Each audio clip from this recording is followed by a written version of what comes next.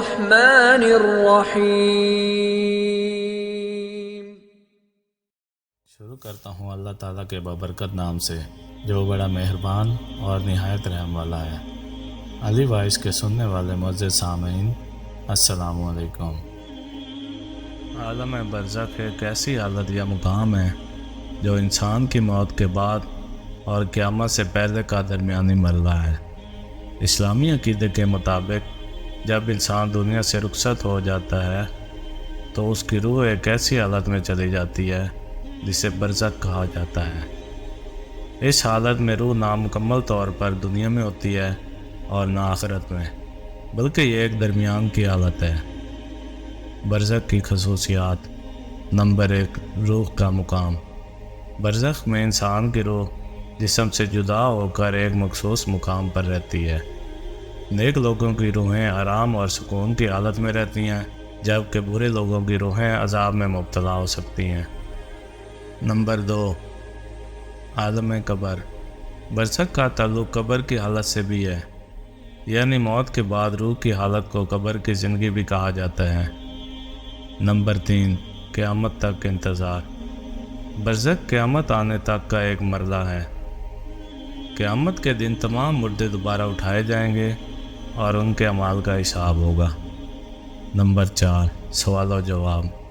حدیث کی روایات کے مطابق موت کے بعد قبر میں منکر نکیر نامی فرشتے انسان سے سوالات کرتے ہیں، جن میں اللہ کی وحدانیت، نبی کریم صلی اللہ علیہ وآلہ وسلم کی رسالت اور دین کے بارے میں سوال شامل ہیں۔ برزخ کا تصور قرآن و حدیث میں۔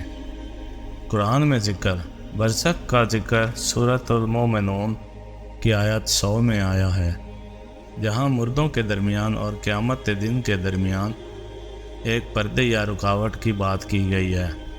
وَمِن وَرَائِهِمْ بَرْزَخٌ إِلَى يَوْمِ يُبْعَثُونَ۔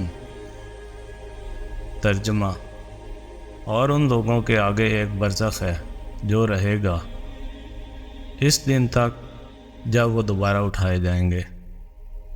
حدیث میں ذکر۔